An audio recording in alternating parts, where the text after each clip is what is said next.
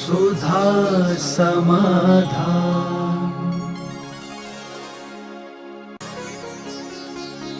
नमोस्तु गुरुदेव। धार्मिक अनुष्ठानों के दौरान जुलूसों, घट यात्रा, गजरथ यात्रा, शोभा यात्रा आदि में सब हम पैदल चलते हैं, तो इसका भी कोई पुण्य मिलता है क्या?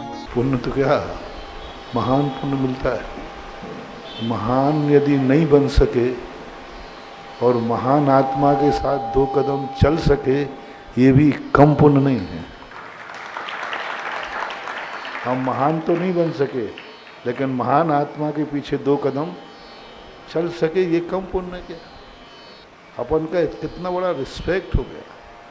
हम भगवान नहीं बन सके, लेकिन भगवान की जय तो बोल सकते हैं।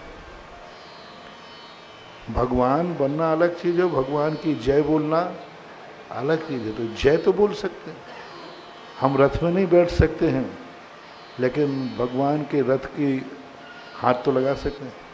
भगवान की पालकी को कंधा तो, भगवान को अपने सिर पर तो उठा सकते हैं। तो ये सब पुण्य के ही कारण हैं। जिस प्रकार के जैसे अवभाग्य मान करके करता है, तो ऐसे ऐसे लोग देखे मैंने कि जिन्होंने विहार किया और वो एक जीना नहीं चढ़ पाते थे, विहार कर ही नहीं सकते, उनके घोड़ों का दर्द। और साधु के भाव में इतने बह गए कि वो 10-15 किलोमीटर चल गए और फिर वो कहते हैं कि मेरा घोड़ा दर्द क्यों नहीं हुआ। पैरों को देखते कि वो पैर ठीक कैसे हो गए। ठीक हो गए भावना से, बहुत पुण्य के कारण। नमोस्तु गुरुदेव। मैंने प्रवचनों में कई बार सुना है कि 100 नंबर एवं 33 नंबर वाले मुनिराज होते हैं, लेकिन हम कैसे पहचाने कि ये कौन से नंबर वाले मुनिराज हैं? मार्कशीट देख लो, आप लोगों में भी होते हैं। सारे श्रावक एक जैसे ही होते हैं क्या? एक जैसे ही आचार होते हैं क्या? एक जैसे ही विचार होते हैं क्या? एक घर में इतना अच्छा धर्मात्मा है, उसी घर में एक पियक्कड़ भी है, और एक भाई बहुत धर्मात्मा है और एक भाई खाने पीने वाला है। तो ये तो शब्द में चलते, भाई दोनों हैं। इसी प्रकार से चर्या को देखकर, आचरण को देखकर, विचारों को देखकर, नियति को देख करके हम पहचान सकते हैं कि साधु की मार्कशीट क्या है। साधु की मार्ग, उसके आचरण, उसके विचार, उसकी दृष्टि, उसका सोच। बहुत सारी साधु की चर्या तो खुली है। किसी भी चर्या में, किसी भी रूप में तुम देख सकते हो। इसलिए दिगंबर संप्रदाय में सबसे बड़ी चीज लगी, तुम्हारी हर चर्या खुली रखो, श्रावक को देखने दो। माल छुपा के रखने से नहीं, माल को खुला रखो ना, श्रावक देखेगा। इसलिए साधु की चर्या देखो, देख करके पहचान सकते हो। कभी भी आज तक, चाहे चौथा सतयुग रहा हो, चाहे पंचम कर रहा हो, आज तक पूरी क्लास में कभी किसी के एक समान नंबर नहीं आए। कितनी अच्छा कॉलेज हो, कितनी अच्छा टीचर हो, लेकिन सबके एक समान नंबर। साधुओं में भी ऐसे ही, अच्छे साधु भी मिलेंगे, मध्यम साधु भी मिलेंगे, जघन्य साधु भी मिलेंगे, खोटे साधु भी मिलेंगे, साधु के भेष में डाकू भी मिलेंगे। क्या बात। और देखते हैं अपन आए दिन कभी कभी साधुओं में ऐसी घटना घट जाती है। साधु इतने क्रिमिनल निकल जाते कई बार, इतने क्रिमिनल कि यदि उनका भंडाफोड़ हो जाए तो जमानतें भी नहीं होती। गृहस्थों की तो फिर भी जमानत, लेकिन साधु इतने क्रिमिनल निकल जाते हैं जिनके पोज इतने बहुत अच्छे होते हैं, लेकिन जब उनकी अंतरंग कलई खुलती है तो कानून में जमानत का प्रावधान नहीं होता है। तो अब ऐसे साधु को देख करके तुम सभी साधुओं को ऐसा मान लोगे तो बोलो क्या हो जाएगा।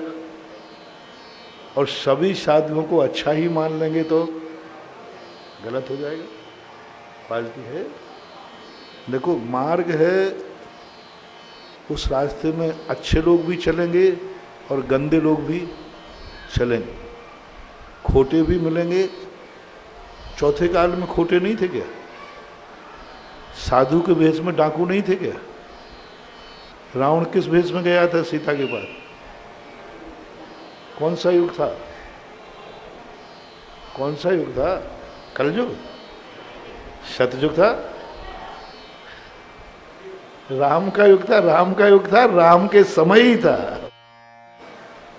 तो कभी भी ये कल्पना नहीं करना कि सदा हर क्षेत्र में अच्छे ही इंसान रहेंगे, कभी नहीं हो सकता। और सदा हर क्षेत्र में बुरे ही इंसान रहेंगे, ये भी कभी नहीं सोचना। साधुओं में भी ऐसा ही एक समान साधु नहीं हो सकता। और जिस क्वालिटी का साधु है उसी क्वालिटी का साधु के साथ आपको रिस्पेक्ट व्यवहार करना चाहिए। सभी साधुओं के साथ समान व्यवहार करोगे तो अच्छे साधु मिलना बंद हो जाएंगे, सब अच्छे साधु मिलना बंद हो जाएंगे। यदि कोई व्यक्ति 99 नंबर लाया और एक 33 नंबर लाया और दोनों को बराबर सम्मान मिला, तो अगली बार 33 वाला 99 लाएगा कि 99 वाला 33 पे आ जाएगा? बोलो ना जल्दी। 33 वाला 99 पे क्यों जाएगा? ओके, जब 33 में भी हमें वही सम्मान मिला तो 99 लाने की जरूरत, और 99 वाला कहेगा क्यों रातों खराब करूं? सम्मान तो नहीं। हमेशा इसलिए स्कूलों कॉलेजों में अच्छे नंबर लाने वालों को स्टेज पे लाया जाता है, विशेष रिस्पेक्ट दिया जाता है, विशेष सम्मान किया जाता है, जिससे अच्छे लोगों की संख्या बढ़ेगी। अच्छे साधु, अच्छे साधक जो होते हैं उनको और अच्छी दृष्टि से देखो। जितना ज़्यादा उनको प्रोत्साहन मिलेगा, जो गंदे साधु हैं वे भी एक दिन अच्छा बनने की सोच सकते हैं। नमोस्तु गुरुदेव। सूतक पातक आदि में मोबाइल से पाठ आदि कर सकते हैं क्या? मोबाइल तो भगवान ही मालिक है, उसमें तो पता नहीं क्या भरा है। अच्छी चीज़ें भी भरी हैं और बुरी चीज़ें भरी हैं। तुम लोगों का मोबाइल का त्याग रहता है, अब उसको तो जैसा चले वैसा चलाओ। नमोस्तु गुरुदेव। शिक्षा के लिए जो सेवा कार्य करते हैं, इसके अतिरिक्त और क्या क्या कार्य हम कर सकते हैं? शिक्षा के रूप में सेवा देने का मुख्य उद्देश्य होता है कि सामने वाला जो असमर्थ है उसको असमर्थता भूल जाए और ऐसा उसके पास आ जाए कि जैसे वो अपने आप को समर्थ मानने लग जाए। उसको असमर्थता मालूम है कि मेरे पास ताकत नहीं है खड़े होने की, लेकिन वो बैठ कर के भी इतना कमा सके कि वो भूल जाए कि मैं विकलांग हूँ। शिक्षा का सबसे बड़ा अभाव को बुला देना, मोटिवेशन ऐसा देना उसको जिसके माध्यम से वो ये भूल जाए कि विकलांगता मुझे अभिशाप है। जो मेरे जीवन में असमर्थता आई है वह असमर्थता मेरी जिंदगी में कोई बाधक नहीं है।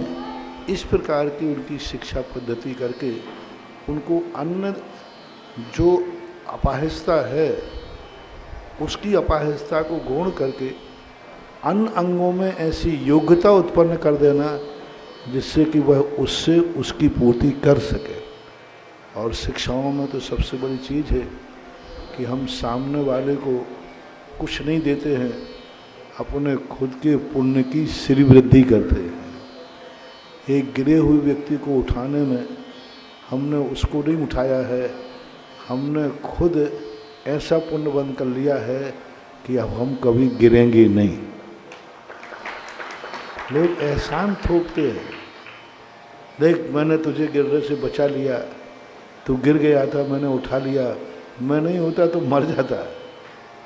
यदि वहाँ कोई सत्य है तो ये कैसे कहेगा कि तूने गिरने वाले को उठाया नहीं है, तूने अपने गिरने की जो स्थिति आने वाली थी उसकी व्यवस्था कर ली कि अब तू गिरेगा नहीं। हर चीज़ को अपने ऊपर लेना चाहिए।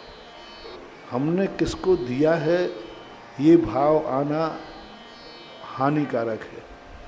हमने जो दिया है उससे हमें क्या मिला है ये सोचना सबसे बड़ी चीज़। दुनिया क्या सोचती है, मैंने उसको क्या दिया है। तुम ये नहीं सोच पाते हो कि मैंने जो दिया है वो तो मुट्ठी भर था और उसके बदले में जो मुझे मिलेगा वो दरिया भर होगा। बहुत बड़ी चीज़ है। नमोस्तु गुरुदेव। बीज मंत्रों के अक्षरों में ऐसा क्या है कि मात्र बिंदी, हलंत आदि लगने से चमत्कारी प्रभाव देने लगते हैं? बीजाक्षरों का अध्ययन करना चाहिए या नहीं? पहली बात, उसमें चमत्कार नहीं होता तो साधु उसको देता ही नहीं, क्योंकि शक्तियों को वो पहले स्वयं पहचानता है, स्वयं देखता है, स्वयं जानता है। और उस समय पर जब जो जान लेता है तब उस शक्ति को प्रचारित करता है, दूसरों को भी बांटने का प्रयास करता है। रही बात बीजाक्षरों के अध्ययन की, बीजाक्षरों के जो अध्ययन हैं उनको एक कोर्स का रूप इसलिए नहीं दिया गया कि उसका दुरुपयोग होता है। दूसरी बात, उसके अध्ययन करने में जो चारों तरफ का वातावरण चाहिए वो आप ग्रस्त नहीं बना सकते, इसलिए साइड इफेक्ट है उससे। मान लो आपने बीजाक्षरों के अध्ययन पे चले गए, उसी समय आपका फ़ोन आ गया कि दुकान पर, व्यापार में, रिश्तेदार में गड़बड़ हो गया, तो आपका उपयोग किस तरफ जाएगा? तो बस फिर वो अटैक कर देगा। इसलिए गृहस्थ को उपासना मंत्र दिए जाते हैं, उपासना मंत्र का अध्ययन, क्योंकि इनमें इतनी एकाग्रता होती है कि चाहे दुनिया मर जाए, स्वयं मर जाओ, लेकिन जिस समय उसकी साधना कर रहे हो उस साधना से आपका मन वचन का डिगना नहीं चाहिए किसी भी प्रकार। यदि मौत आती है तो मर जाओ। सामने यदि मरा हुआ है, हमारे साथ में आता है कि जिस समय इतने दयालु हैं, कोई हिरण मरा चिल्लाता हुआ गोदी में भी गिर जाए, महाराज मुझे बचाओ, उनको खबर ही नहीं रहती है। उनके शरीर में से मांस लौंच लेते हैं, उनको खबर ही नहीं रहती। तो जो बीजाक्षरों का जो कोर्स है उसको अलग से आचार्यों ने इसलिए नहीं किया कहीं कोई इसको पढ़ कर के और साधना करना नहीं बैठ जाए। इन मंत्रों की वही स्थिति होती है, आपने सुना होगा कि एक आपके यहाँ पिक्चर चली थी शक्तिमान, कितने बच्चे मरे हैं, शक्तिमान बचाने आएगा, ऐसा हम लोगों ने सुनाया जो कि उसमें बच्चों को हकून गए मंजिल से। तो अब उसके मंत्रों में बहुत बड़ा एकाग्रता चाहिए, पागल भी हो जाते हैं, विक्षिप्त भी हो जाते हैं। इसलिए बीजाक्षर वो ही तुम्हारे लिए श्रेष्ठ है जो जाप का रूप बन जाए। आप लोगों को सरल करने का, आप लोगों को बीजाक्षर का ध्यान नहीं बताते कोई भी, आपको बीजाक्षर को आगे पीछे जाप कर देंगे, उसका पावर कम कर दिया। जैसे सपोज कीजिए हिराम ह्रूम बीजाक्षर है, तो अब ह्रूम का तुम्हें ध्यान करने को नहीं देंगे। वो कौन से परमेष्ठी के साथ लगता है? आचार्य। ओम ह्रूम नमो आयरियाणम। अब वो इन सब अक्षरों ने उसकी ताकत को कम कर दिया। ओम ह्रीम लगा देने से जो मूल अक्ष की ताकत है वो ताकत सुपाच्छ हो जाती है, सुपाच्छ हो जाती है, क्योंकि ओम ह्रीम है। इसलिए कोई भी मंत्र आपको जाप को दिया जाता है बिना ओम ह्रीम के नहीं दिया जाएगा, और ओम ह्रीम हटा के करोगे तो बल फ्यूज हो जाएगा। इसलिए ओम ह्रीम लगाने का अर्थ है उसकी ताकत कम कर दी। दाल और चावल दोनों में अब देखना, ओम भी बीजाक्षर है, ह्रीम भी बीजाक्षर है, और आगे जो बीजाक्षर वो भी हैं, लेकिन इन सब को मिलाकर कर दिया जाए ताकत कम हो गई, सुपाच कम नहीं हुई, सुपाच। और तुमसे कह जाए अलग कर दिया जाए ताकत बढ़ गई। जैसे खिचड़ी होती है। डॉक्टर बीमारी में क्या बताता है? दाल चावल क्यों नहीं? खिचड़ी में क्या होता है? तो दाल चावल क्यों नहीं?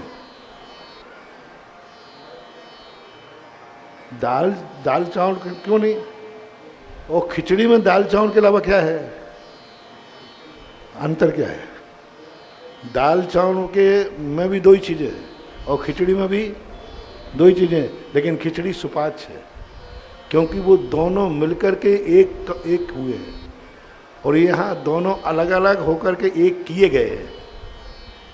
तो दाल चावल सुपाच्य नहीं है क्योंकि अलग अलग है, और दोनों खिचड़ी में मिला दिए जाएं तो आप लोग खिचड़ी के लायक हो। नमोस्तु गुरुदेव। पूर्व के शिविर में आपने भक्तामर श्लोक को जीवन से जोड़कर समझाया था, लेकिन अब हम भूल चुके हैं। क्या अब हमें इन 48 श्लोकों का लाभ मिल सकता है? कल्पनाओं में रखो, जो निकल चुका है वो तो निकल चुका है, और वो भक्तांबर जो शिविर था वो इतना प्रसिद्ध हुआ कि भी लॉकडाउन के समय उसको यूट्यूब के ऊपर या जिनवाणी के ऊपर पूरा दिखाया गया है, और आज भी वो यूट्यूब पे पड़ा हुआ है। आप उसको पुनः देख सकते हैं क्योंकि वो अर्थ ही ऐसा विचित्र था। द्वारा अर्थ मेरे से मत निकलवाना क्योंकि वो नहीं निकाल पाऊंगा, कुछ और निकलेगा, वो तो नहीं निकलेगा। हुआ ऐसा कि एक व्यक्ति मेरे पास बहुत उसमें आया, बोले महाराज जी आप ये बताओ कि आपकी कौन सी बात सही है। तो मैंने कहा भाई 3 भक्तांबर लेके आया वो, एक तो शिवनगर का, एक ललितपुर का और एक गुना का, और तीनों में बोले मैं तीनों सुन के अलग अलग सुन के आया हूँ।